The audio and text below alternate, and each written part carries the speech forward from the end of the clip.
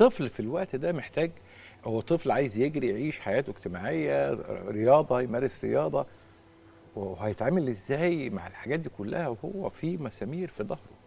تمام. مبدئيا اول نقطه، احنا الفيوجن ليفلز او عدد المسامير اللي بنحطها، ودي برضو ليها يعني اسلوب علمي في الاختيار، ودي يعني بندي فيها محاضرات او كورسات علشان نقدر نلاقيها.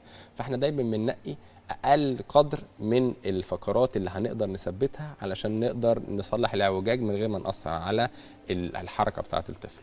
ثانيا احنا بنستخدم اللي هو الانسترومنتيشن بتاعه العمود الفقري دي، اللي هي معموله من ماده التيتانيوم، ودي مخصصه ان هي تعيش في العمود الفقري عشان لو حد حب يعمل رنين بعد كده يقدر يعملها، وبتعيش طول العمر في العمود الفقري. هل بيقدر يرجع لطبيعته؟ بيقدر يرجع لطبيعته، يمارس كل الحاجه اللي كان بيعملها، تقريبا بيقدر يمارس كل الانشطه اللي كان بيعملها، لكن بالتدريج. والمده تتراوح ما بين شهر لشهرين لثلاثه حسب نشاط الطفل وكده. بيقدر يوطي وبيرجع يصلي وبيلعب رياضه. انا عندي ناس لعبوا كونغ فو تاني، لعبوا تايكوندو تاني، عندي يعني واحد عملته عمليه ورجع يشتغل في الارض تاني، وهنعرض الفيديو كمان شويه يعني بيورينا هو بيشتغل.